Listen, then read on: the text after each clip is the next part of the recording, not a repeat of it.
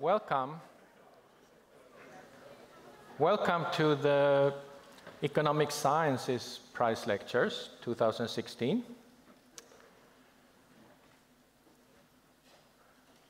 As a very brief introduction, if you look at introductory textbooks in economics, they describe transactions in a very simple way. There's a seller who's producing something and he sells it, and there's a buyer who pays a price and consumes this good, and that's it. That's the transaction. But of course, you know that in reality, many transactions are much more complicated, and they are supported by more or less complicated contracts. For example, employment contracts are typically quite complicated, or financial contracts.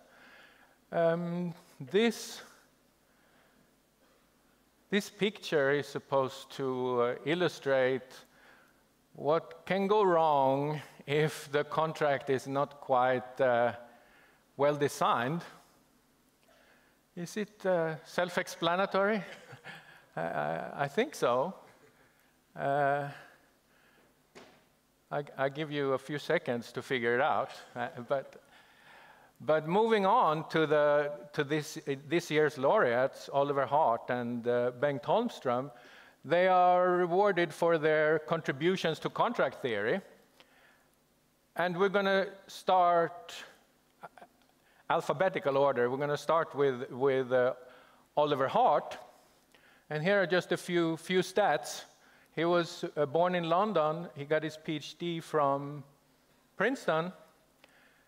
And he's now a professor of economics at Harvard University.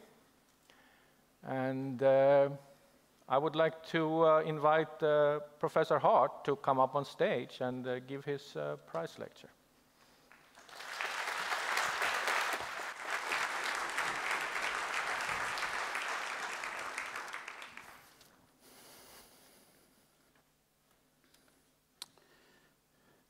Well, thank you very much, Tomas. Let me begin by saying that I'm absolutely thrilled to have been awarded this prize. That's no surprise.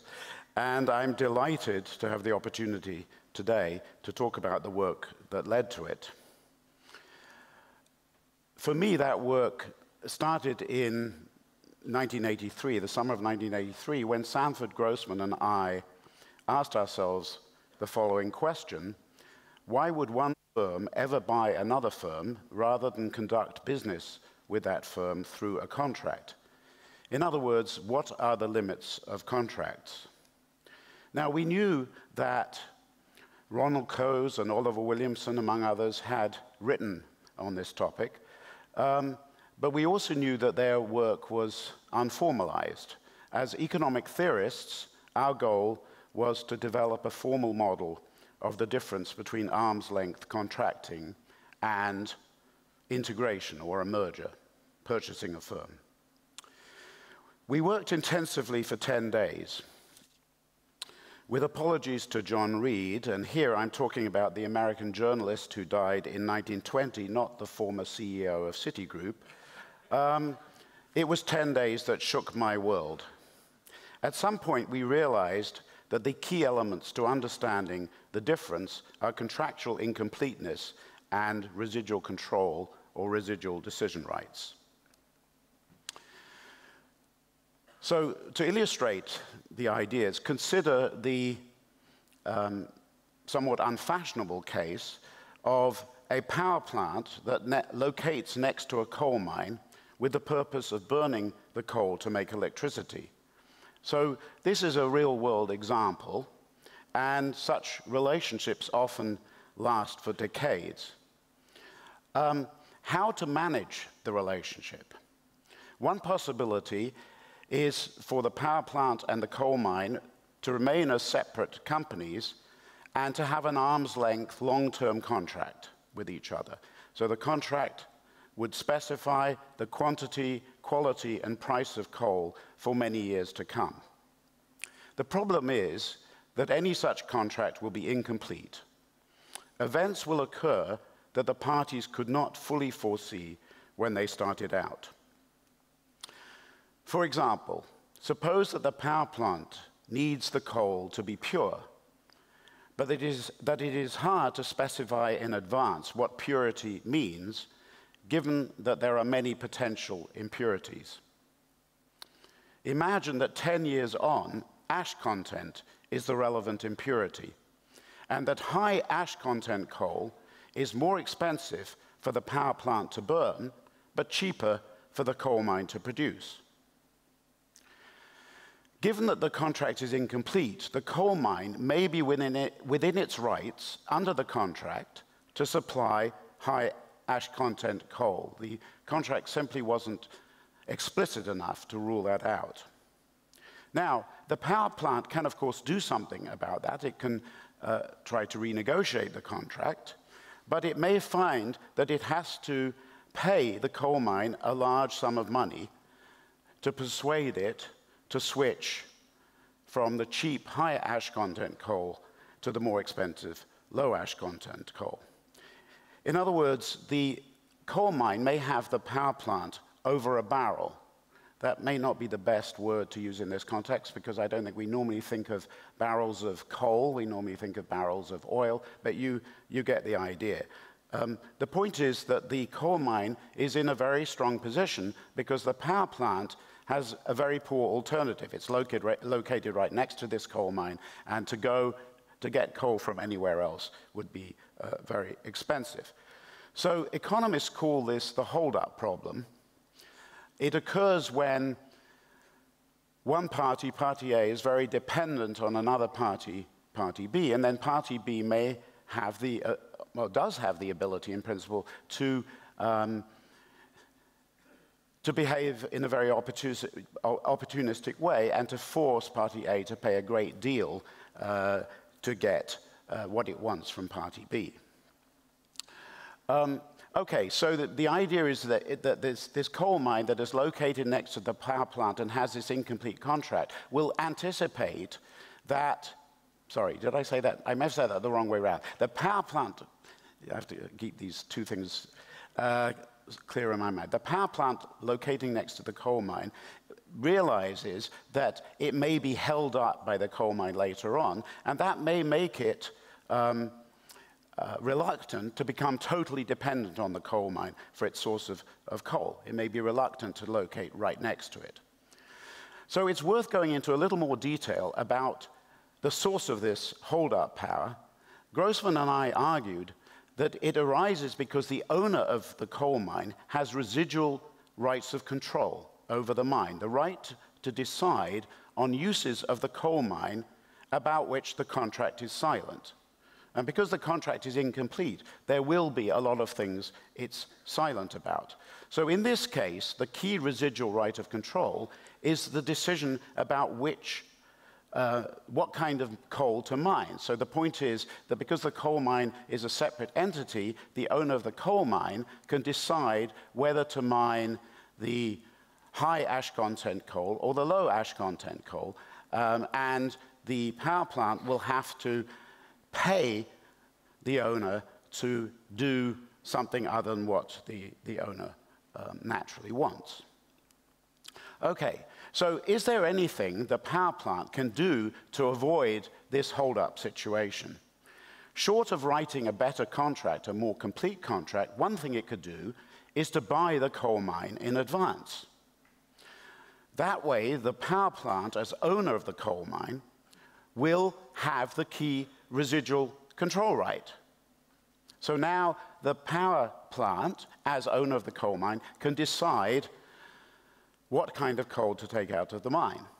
So the coal mine can no longer extract a high price by threatening to produce high ash content coal. The power plant can order the coal mine manager to mine low ash content coal, and if the coal mine manager, for some reason, is particularly enthusiastic about high ash content coal and is becoming stubborn about that, the power plant can simply fire or sack the coal mine manager and replace the manager with somebody else. The key point is they still have access to the mine because it belongs to them. So one result of this is that the power plant may now be more willing to become completely dependent on the coal mine because it's no longer worried about being taken advantage of. And this is the benefit of integration. Integration here meaning the purchase of the coal mine by the power plant. But, and this is very important, there is also a cost of integration because the manager of the coal mine, who say previously owned the mine and now becomes simply an employee of the power plant, is going to find himself more vulnerable. He loses power, and so he becomes, because he has fewer residual control rights, and he becomes more vulnerable. For example, suppose that this manager has an idea about how to mine coal more efficiently. If the manager owns the coal mine, he can be confident about reaping the returns of this idea, from this idea, because the costs will go down, profits will go up, and as owner, he will be able to pocket those extra profits. But if he's merely an employee, his position is much less secure. For example, the power plant could say, when he produces this good idea for making things more efficient, the power plant owner could say, well, thank you very much, but now that I have your idea, I don't need you anymore. I can implement it and get the returns myself. And anticipating this, the manager, when he becomes an employee, has a lower incentive to have ideas, to innovate. Bottom line, integration has costs as well as benefits, and you have to balance the two. Now, in a 1990 paper with John Moore, I generalized the analysis to the case of many assets and workers. In my example, there were just 2 assets and 2 managers, but we generalized the analysis to the case of many assets and many people. And we also considered more complicated ownership structures, not just whether I own the mine or you own the mine, but various forms of joint or common ownership. There are 2 main differences from the previous literature that I want to highlight. The first is that the analysis is more formal. Now, unfortunately, you can't see that at all today because I've just used words, but let me assure you, you can translate this into the kind of formal models that economists like. And indeed, you know, it was only by doing that that we got the words right, the ideas right. But you'll have to wait for the written lecture to see how that is done. The other point is that the focus is on, in this theory, is on the control over physical, or more generally, non-human assets, rather than authority or control over people.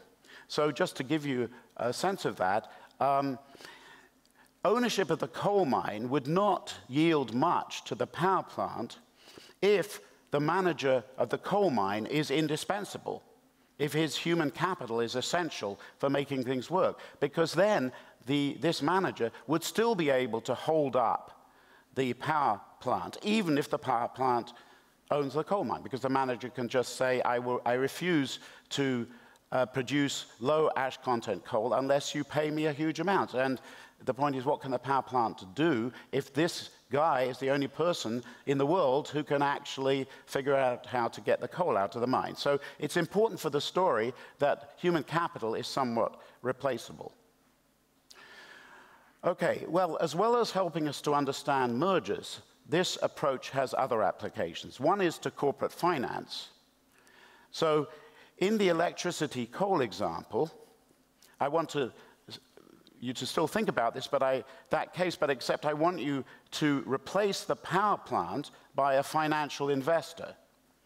That is, let's consider the case where the coal mine needs money to expand or modernize, and it doesn't have the money itself. So it approaches someone with deep pockets, an investor. How does it get the investor to agree to put up this money? Well, it obviously has to be provide some sort of assurance that the investor is going to get a return. And one way it can do that is by promising some share of future profit. But this may not be enough. The problem is that the contract between the... did I skip a... No, that's right, I suppose. The contract between the investor and the coal mine is likely to be incomplete for the same kinds of reasons as I mentioned before, difficulty of anticipating the future. The investor will therefore be worried about opportunistic behavior, which is similar to hold-up, by the manager of the coal mine. For example, the manager of the coal mine could, instead of, I've promised you a profit share, a good profit share, but what I could do is, instead of paying out profits to you as you want, I could divert the earnings. I could pay myself a large salary instead of paying out profits, or I could take those profits and reinvest them in activities that you might not approve of, rather than paying you back. So even though I promised you a good share of the profits, this may not be enough to give you confidence that you're going to get a return on your investment. What can be done? Well, one way to protect the investor against opportunism is by giving her residual control rights or votes. For example, the investor could become, remember we have this investor in the coal mine that's modernizing, the investor could become the owner of the coal mine rather than having an arm's length contract with the coal mine. And this would allow the investor to intervene to stop opportunistic behavior, before it happened. For example, the investor could control the manager's salary, could say, no, you're not going to get a raise this year, or the investor could even replace the manager. But as we've seen, there can be a downside for the manager of the coal mine if control rights are given to the investor. The manager's incentive to have ideas may be reduced if the investor has control, just as in the case of the coal mine, if the power plant has control.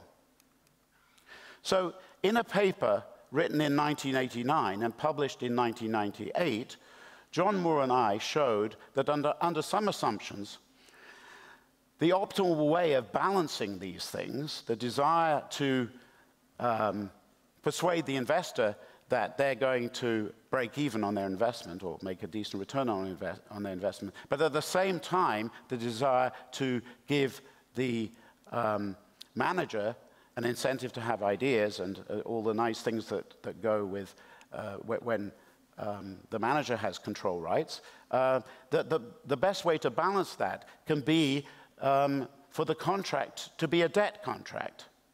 And what that means in particular here is that the coal mine promises to make a fixed stream of payments to the investor.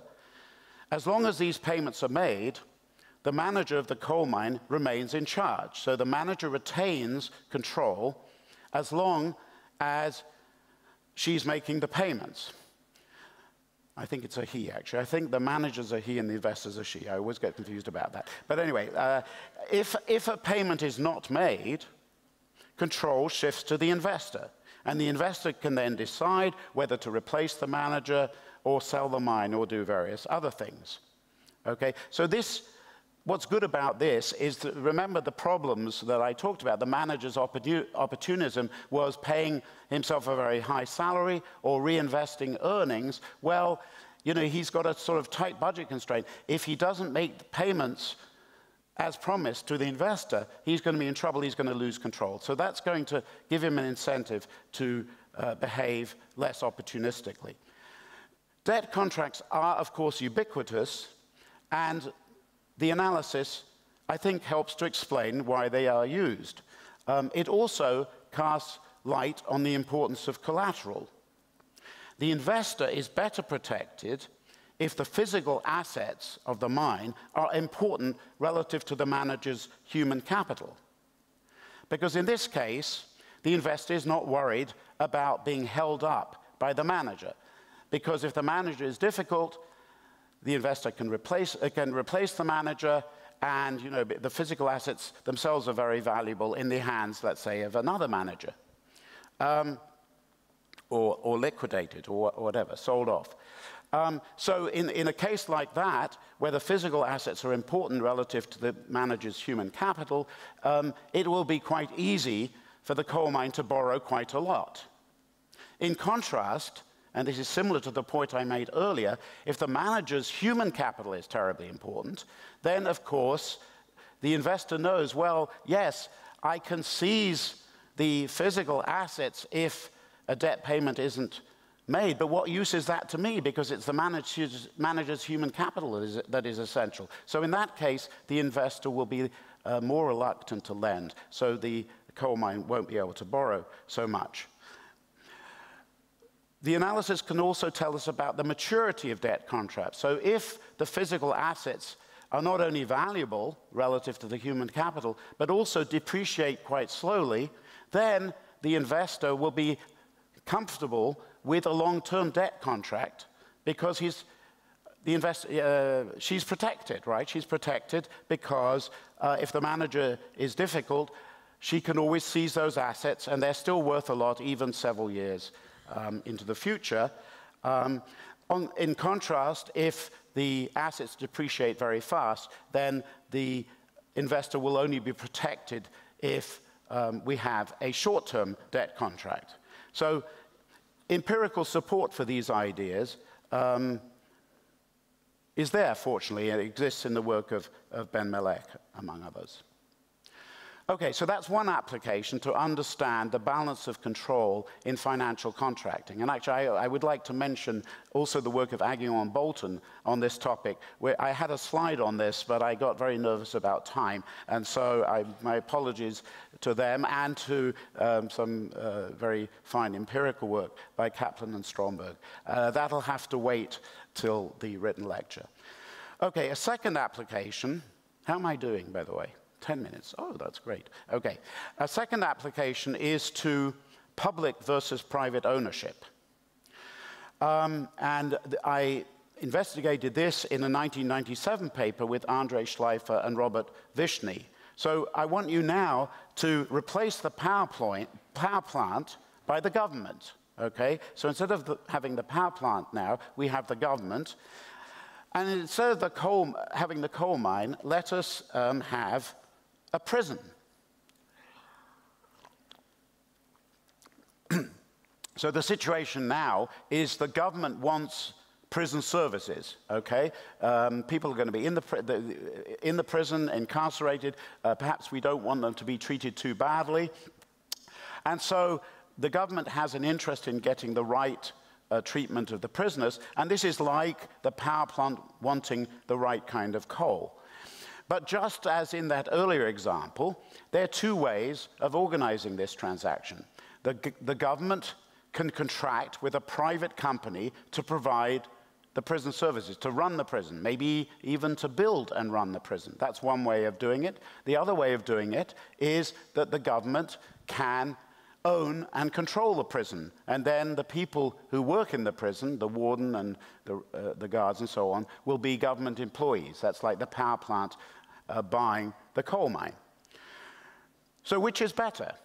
Well, again, it boils down to contractual incompleteness and the allocation of residual control rights. If the prison is privately run, then there's going to be this contract with the private company to look after the prisoners, but any such contract is going to be incomplete.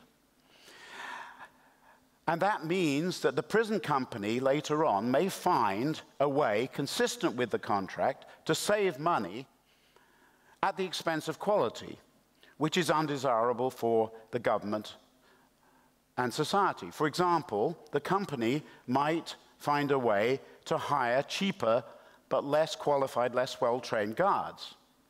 Okay, so this is something which is good for their bottom line, but not so good for society because these guards may not be very good at dealing with violent situations that might arise in the prison. So this kind of action by the private company is analogous to the coal mine choosing to mine high ash content coal when the power company would prefer low ash content coal.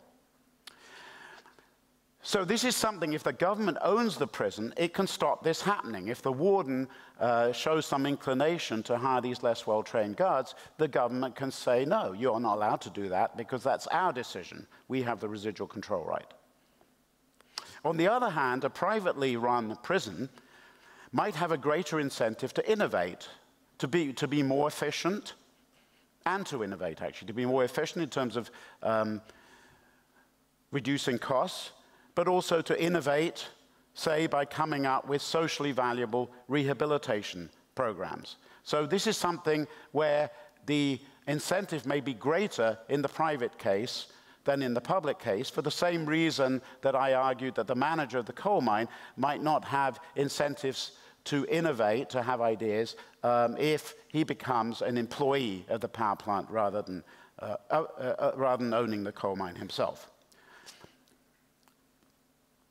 Okay, so which effect is more important will determine. So one is the benefit of the government being able to intervene and stop these poorly trained guards being hired. That's a plus of government ownership. But on the other hand, the stifling of innovation or efficiency is a minus of government ownership. So which effect is more important will determine whether public or private ownership is better.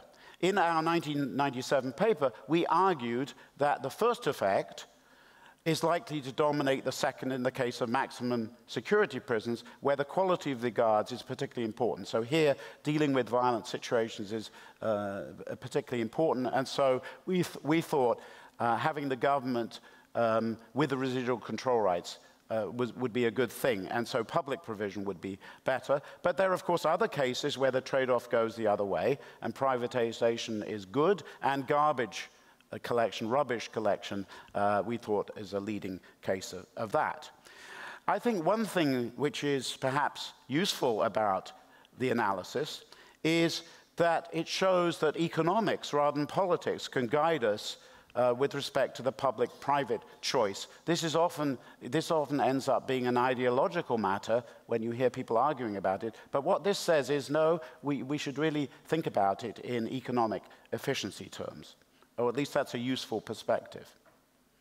Okay, well, I think I'm close to the end. So let me just say, if I had more time, I would talk about my recent work over the last 10 years or so, where I've introduced behavioral elements. In particular, are concerned by the contracting parties for a reasonable or fair outcome to understand at a deeper level why contracts are incomplete. Don't have time for that, which is a pity. I would also talk about two legal cases I was involved in where I used the work I've described as an expert witness for the US government. This will all be, so this is all, I'm holding this back to give you an incentive to read the lecture, the written lecture, when it is finally available. Let me end then by just acknowledging some of my co-authors in this endeavor. So here you have, it looks as if my co-author is the Continental Divide, or maybe it's that mountain over there. But if you look very carefully, you will see someone in the middle, and that is Sanford Grossman. Another important collaborator who can be seen much more clearly is John Moore. On the prisons paper, my co-authors were Andrei Schleifer and Robert Vishny. And then on the behavioral work, which I haven't had time to talk about, that was theoretical, but I also carried out some experiments, lab experiments at some point, with the help of Christian Zender and Ernst Fehr. Now, I know that I had a notable co-author, but, and this must be age, I just cannot remember his name. Can you help me?